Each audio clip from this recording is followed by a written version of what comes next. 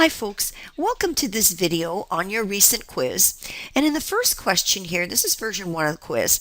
In your first question, you had to determine the amount that was in cash in the current assets section of the statement of financial position.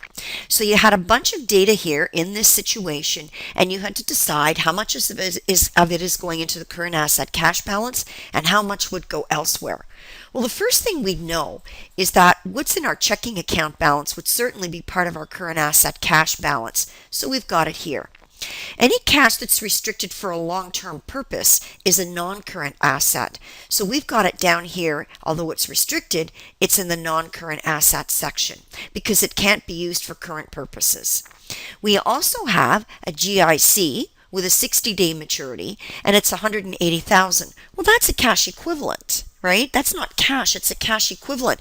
Now, some of you may have been confused because you've seen in past classes where we've combined the balances of those two accounts on the statement of financial position. And that's definitely an acceptable thing to do, but that doesn't mean a cash equivalent is cash. So for example, if I had $20,000 in cash and $5,000 in cash equivalents, then I could show cash and cash equivalents at $25,000 on my statement of financial position. But those are still two separate accounts. I only wanted the balance in the cash account in the current assets section. So this $180,000 would report it as a cash equivalent. It would still be a current asset, but it's not cash. Now, we also received $900 from a customer. They paid us as part of a down payment on a job we were doing for them. Well, the fact that we didn't include it in the checking account balance was an error on our part. We should have, because normally when a customer gives us a check, we put it in the bank. Right? They're making the check payable to our company. So we can't cash it ourselves. We have to put it in the bank, right? Cash it because it belongs to the company. So that should be part of the checking account balance, that $900. Now, having said that, we've added it in here as part of the cash balance in the current assets section.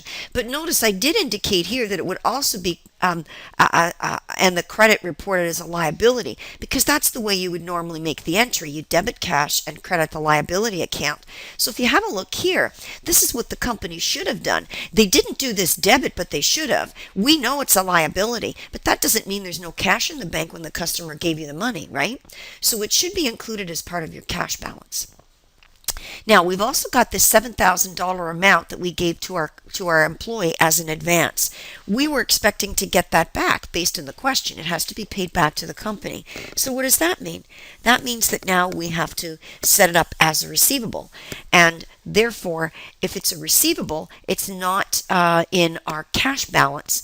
So we would report it as that. So if we add up the two amounts that are part of our cash current assets section of the balance sheet or statement of financial position, we get $700,900. So hopefully this helps you with question 1.